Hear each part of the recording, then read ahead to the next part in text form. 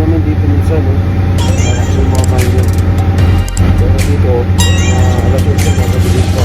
Kailangan tayo ng vlogs. Sa Canada, kahit alas 8 na ng umaga ay madilim pa. Oo, tamang narinig nyo. 8 AM na nga ay madilim pa. Kaya nga naman kami ay nagpo-provide ng flashlight tuwing kami ay papasok ng umaga. Back to you again mga kalahi. In today's video nga ay isishare ko sa inyo ang sitwasyon ko tuwing winter dito sa trabahong pinapasukan ko as oiler dito sa Alberta, Canada. So pumasok na kami ng alas 8 pero madilim pa. Kaya nga naman may mga portion na hindi namin nakikita ang aming mga ginagawa. Kaya nga naman para magkaroon ng liwanag ang buhay, flashlight is life pag madilim pa.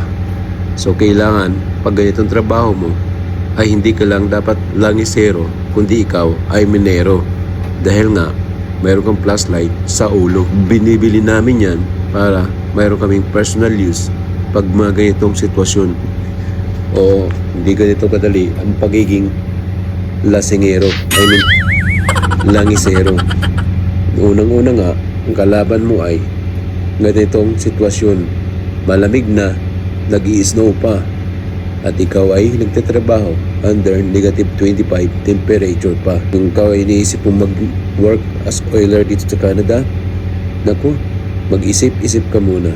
Dahil hindi biro at matindi ang hirap na pagdadaanan mo talaga. Oo nga, medyo may kalakihan ang rate ng sahod, pero may kaakibat naman itong malaking responsibilidad, pagtitiis at sakripisyo.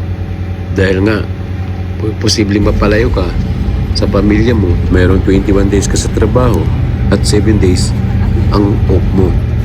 Mayroon din 10 days ka sa trabaho, 4 days ang day off mo. So depende sa laki ng project na gagawin mo.